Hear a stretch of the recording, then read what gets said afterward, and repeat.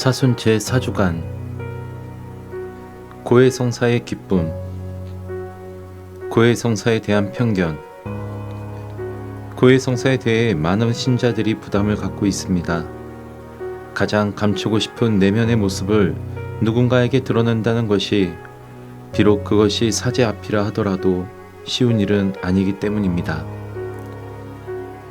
고해에 대한 편견으로 인해 고해소는 종종 단죄받는 장소로 여겨집니다. 심판받고 고문받는 느낌이 들기 때문에 어두운 곳에서 받는 그만한 훈계는 때로는 가혹하기까지 합니다.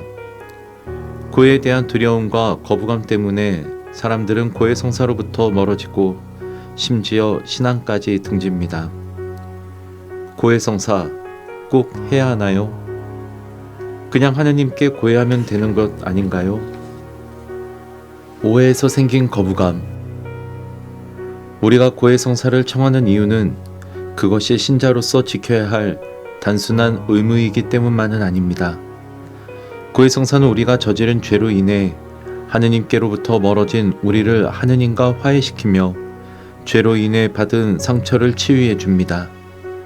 그러므로 고해는 잔치이며 하느님과 이루는 화해와 일체의 기쁨이기도 합니다. 그런데 왜 고해성사에 대한 거부감이 생길까요? 그것은 우선 고해성사에 대한 잘못된 생각에서 옵니다. 많은 사람들이 고해성사를 더러운 죄를 씻어버리는 정도로 이해합니다. 죄를 고백한다는 것은 나의 치부를 드러내는 것이며 수치심을 일으킵니다. 이와 같은 고해성사에 대한 막연한 오해로 인해 하느님은 근엄한 분이며 우리를 단죄하는 무서운 심판관이라는 그릇된 생각으로 치닫게 됩니다. 그분께 다가가기 쉽지 않기 때문에 신앙생활은 더욱 부담스럽고 힘겨운 짐으로 다가옵니다. 하느님은 죄인도 사랑하실까? 고해성사에 대한 그릇된 생각 중 하나는 고해성사를 통해 죄를 용서받는 사람들만 하느님의 사랑을 받는다는 것입니다. 사실 이러한 생각은 복음 말씀에 반대됩니다. 예수님께서는 회개하는 죄인들에게 하느님 나라를 선포하셨기 때문입니다. 때가 차서 하느님의 나라가 가까이 왔다. 회개하고 복음을 믿어라. 예수님은 수많은 죄인들을 마주 대하셨는데 그 이유는 그분이 건강한 사람이 아니라 병든 사람들을 위해 오셨기 때문입니다. 그분이 보여주신 하느님은 용서해 주시는 분이시며 자녀가 잘못을 뉘우치고 되돌아오기를 기다리시는 자비로운 아버지십니다. 우리가 죄를 지었다고 하더라도 우리를 계속해서 사랑하시며 우리가 그분께로 되돌아가지 못함에 마음 아파하시는 분이십니다.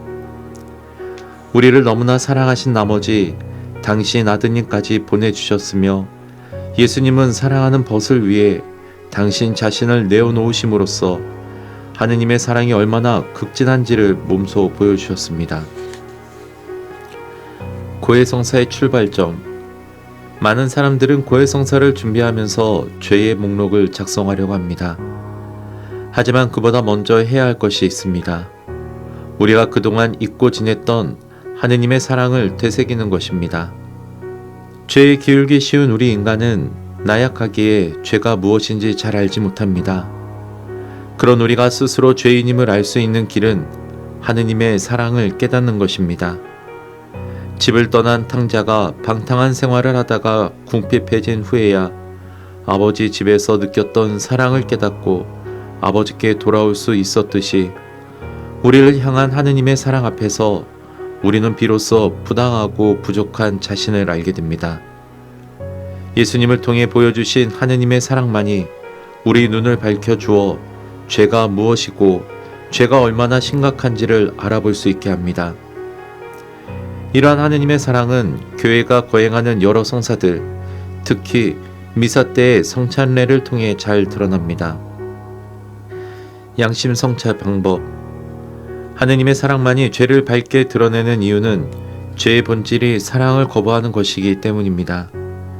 죄는 우리로 하여금 하느님의 사랑을 거부하도록 하고 그분께 대한 신뢰를 잃게 하며 나아가 이웃과 우리 자신을 향한 사랑과 믿음 그리고 희망의 결핍으로 드러나고 깊어집니다. 하느님의 말씀과 그분의 사랑 앞에서 자신의 내면을 들여다보는 것을 양심 성찰이라고 합니다. 성찰을 할 때 세 가지를 살펴볼 수 있는데 하느님과의 관계, 이웃과의 관계, 그리고 나 자신과의 관계가 그것입니다. 하느님과의 관계에서 나는 그동안 하느님을 어떻게 대하며 어떻게 살아왔는지를 살펴봅니다. 미사, 전례, 기도 등에서 나는 그동안 하느님과의 사랑을 어떻게 간직하려고 살아왔으며 그분과의 사랑을 친밀히 나누기 위해 얼마나 노력하였는가. 혹시 그분께 대한 사랑과 신뢰심을 버리고 의구심이나 두려움으로 살아오지 않았는가. 둘째로 이웃과의 관계에서 나는 사랑으로 대하고 보살펴야 할 가족과 이웃들을 어떻게 대하며 살아왔는지 살펴봅니다. 쓸데없는 말이나 행동으로 그들에게 상처를 주지는 않았는가? 그들에게 필요한 사랑과 나눔을 실천하였는가? 셋째로, 나 자신과의 관계에서 나는 스스로를 잘 살펴보고 가꾸어 왔는지를 살펴봅니다. 하느님께서 나를 바라보시듯이 나 스스로를 사랑으로 바라보며 살아왔는가? 자책과 죄의식으로 내 삶을 채워오지는 않았는가? 희망을 저버리고 자포자기하며 살아오지는 않았는가? 나 자신에 대한 믿음을 잃지는 않았는가? 이와 같은 성찰을 할 때 십계명이 큰 도움을 줍니다. 그리고 내가 종종 범하고 헤어나오기 어려운 죄들이 있을 때 그로부터 진정으로 해방되고 치유되기 위해서는 좀 더 자세하게 나의 잘못들을 고백할 필요가 있습니다. 막연한 내용에 머무르게 되면 오히려 형식적인 양심 성찰이 될 수 있기 때문입니다. 고해 성사를 보는 법, 성찰. 고해 성사를 준비하며 하느님 사랑으로부터 멀어지게 된 자신의 모습을 반성하고 하느님과 교회 그리고 이웃들에게 지은 죄를 성찰합니다. 이것은 단순한 의식 성찰이 아니라 지금 하느님께서 내게 바라시는 것이 무엇인가를 찾는 것입니다. 이 통해 내가 죄를 지으면서 하느님의 마음을 아프게 해드렸다는 것과 나의 죄들은 바로 하느님의 사랑에 대한 배반이라는 것을 깨달아 겸손한 마음으로 죄를 후회합니다. 3. 결심. 다시는 죄를 지어 하느님 마음과 나의 영혼을 아프게 하지 않겠다고 다짐하며 죄에 빠지지 않기 위해 필요한 구체적인 것들을 결심합니다. 4. 기도. 이렇게 준비가 되면 기도서에 나오는 고백 기도와 통해 기도를 바치며 하느님께 우리 마음을 봉헌합니다. 5. 고백. 그런 후 고해소에 들어가 고해사제에게 알아낸 죄들을 고백합니다. 아직까지 고백하지 못한 죄들과 기억하고 있는 중대한 죄들을 고하는데 중대하지 않은 작은 죄들도 고백하기를 권장합니다. 6. 보속. 고해사제는 죄를 통해 야기된 손상들을 복구하기 위해 그리고 그리스도의 제자의 막가진 삶의 방식을 회복하기 위해 보석을 줍니다. 7. 사죄. 사죄경을 통해 죄를 용서받은 고해자는 밖으로 나와 성체 앞에서 기도하며 고해사제에게서 받은 보석을 드립니다. 고해성사로 얻어지는 것. 오랫동안 고해하지 않은 사람은 때로 자신에게 아무런 죄가 없다는 느낌을 받기도 합니다. 요한의 첫째 서간에 나오는 다음의 말씀을 들어봅시다. 만일 우리가 죄 없다고 말한다면 우리는 자신을 속이는 것이고 우리 안에 진리가 없는 것입니다. 우리가 우리 죄를 고백하면 그분은 성실하고 의로우신 분이시므로 우리의 죄를 용서하시고 우리를 모든 불의에서 깨끗하게 해주십니다. 우리가 꾸준한 고해성사를 통해 신앙생활을 해 나간다면 우리 영혼은 점점 더 깨끗해지고 하느님께서 주시는 진정한 기쁨과 행복 그리고 평화를 얻게 될 것입니다. 우리의 신앙은 긴 여정이기 때문에 한 번의 고백만으로 우리 영혼이 완벽해질 수는 없습니다. 하지만 고해성사를 통해 우리는 겸손한 마음을 되찾고 하느님께 나아갈 힘과 은총을 얻습니다. 고해성사는 하느님과 깊은 사랑의 관계로 들어가도록 이끌어주며 교회와 형제들과 화해하도록 합니다. 마음의 평화와 평온함, 그리고 자유를 되찾아주며 죄의식으로 시달리는 우리의 무거운 마음의 짐을 덜어줍니다. 교회는 그리스도인으로 살아가기 위해 필요한 영적인 힘들을 길러주기에 죄나 유혹 앞에서 굳건히 살아갈 수 있도록 합니다.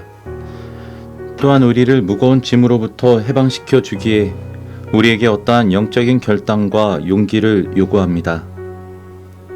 교회 때문에 겪는 어려움과 거부감은 우리가 극복해야 할 것이고, 그럴 때 신앙이 주는 참된 자유로움을 맛볼 수 있을 것이며 더욱 굳건한 신앙인으로 살아갈 수 있습니다. 교회는 신자들이 고해 성사를 통해 화해와 치유의 참 행복을 누리도록 초대합니다. 고해소, 마음을 여는 공간. 고해소는 마음의 문을 여는 공간이며 하느님께서 현존하시는 공간입니다. 되찾은 아들의 비유에 작은 아들이 멀리서 다가오는 모습을 보며 아버지의 마음은 얼마나 아팠을까요?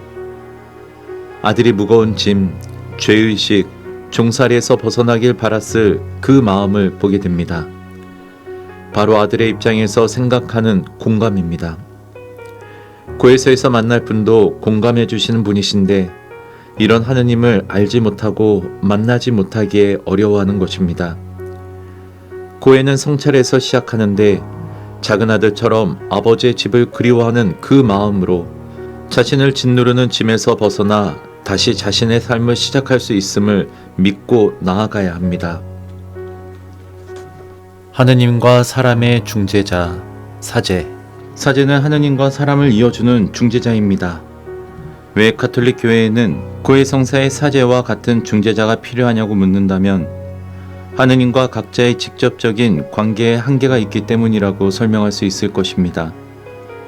자신의 경험 안에 그 크신 하느님을 가둘 소지가 있습니다. 사제 앞에서 죄를 고백하는 것에 부담을 느끼는 것은 자연스럽습니다.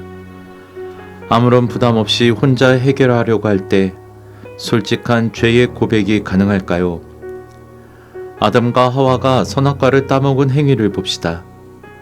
하느님이 인간에게 맡겨주신 것에 대한 의심으로 하느님과 멀어집니다. 하느님은 인간을 믿어주셨는데 뱀이 믿음을 뒤흔들어 버린 것입니다. 하느님은 특권 없이 다 주셨는데 아담이 믿음을 저버린 것입니다. 그리고 그분을 바라보기 어려워집니다.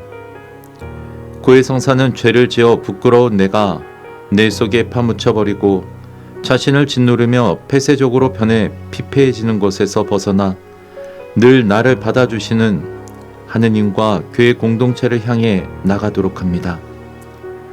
이처럼 고해 성사는 죄로 인해 내 안에 갇힌 상태에서 벗어나도록 이끌어줍니다. 참회 예절과 저녁 기도의 통일 기도만으로 불충분. 참회 예절은 교회 공동체 안에서 다 같이 드리는 형식입니다.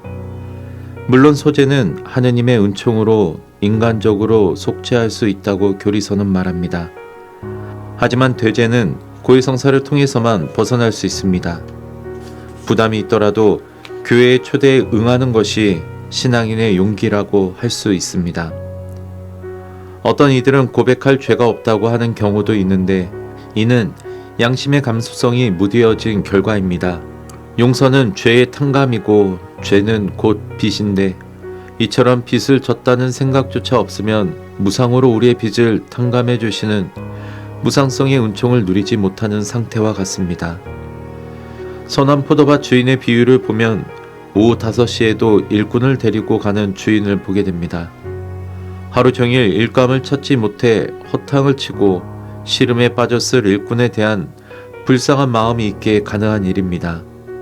이는 곧 아무 일 없이 보낸 사람에 대해서도 자비를 베푸신다는 것을 말하는 것입니다. 나의 죄를 내 입으로 타인 앞에서 고백하는 것이 부담스럽지 않을 수 없습니다. 저 역시 명동성당의 상설고해서에서 저는 수원교구 사제입니다 라는 말로 고해를 시작합니다. 얼마나 부담스럽겠습니까? 하지만 잔치집에 가면서 옷을 제대로 갖춰 입고 가듯이 격에 맞게 예를 갖추고 부담을 느끼며 고해를 하는 것이 필요합니다. 사제가 신자들의 고백에 공감해주고 당신의 죄를 사해준다고 선포하는 공간이 있다는 것은 큰 축복이기도 합니다. 중재자인 사제는 영적인 동반 관계입니다. 교회에서는 세탁소나 쓰레기통이 아니라 영적인 여정에서 동반해주는 사제가 누구에게도 할 수 없는 죄의 고백을 들어주고 공감해주고 죄를 사해주는 공간입니다. 교회 성사를 준비하는데 가장 중요한 것은 무엇이라고 생각하나요? 2주간의 교회 성사를 통해 하느님을 만나고 그분이 주시는 특별한 은총을 받으세요.